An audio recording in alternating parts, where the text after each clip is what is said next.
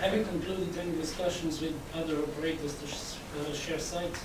We always are in discussions with operators to share sites, and we already share sites with other operators. It's very cost effective. I can't disclose that right now. But you know, there are at least 2 operators that we share sites, if not more.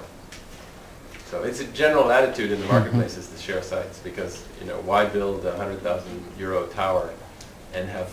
There are places in Romania, and I've driven there, where you have 4 or 5 towers within 200 meters of each other. You know, it's half a million euros for nothing, when the extra cost of putting all 5 on one is maybe 10,000 euros or 15,000 euros. So in the beginning, everybody, I think, 10 years ago, everybody thought that towers were strategic. Now people look at it as capex, a little smarter now. 10 years ago, the cost of the electronics that you have to put on the base station site were maybe 90% of the cost of the site.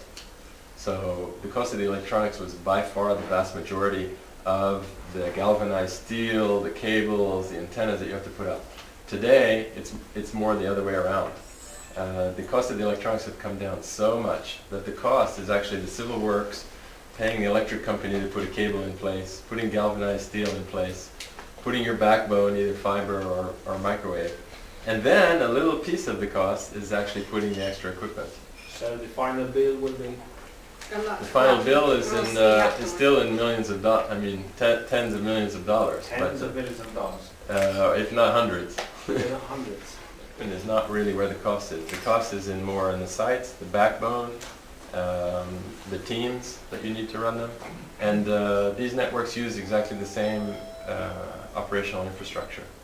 So if you look in Bucharest, for example, all of our sites are running 2100 and 450, both voice and data, on the same sites with the same backbone, with the same infrastructure.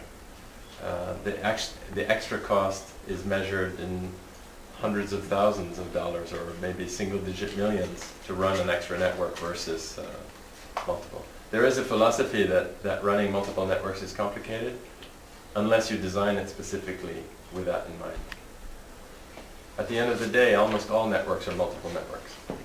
Our 450 network is actually logically 2 networks. It's a 1x voice and low-speed data network, and it's an EVDO network.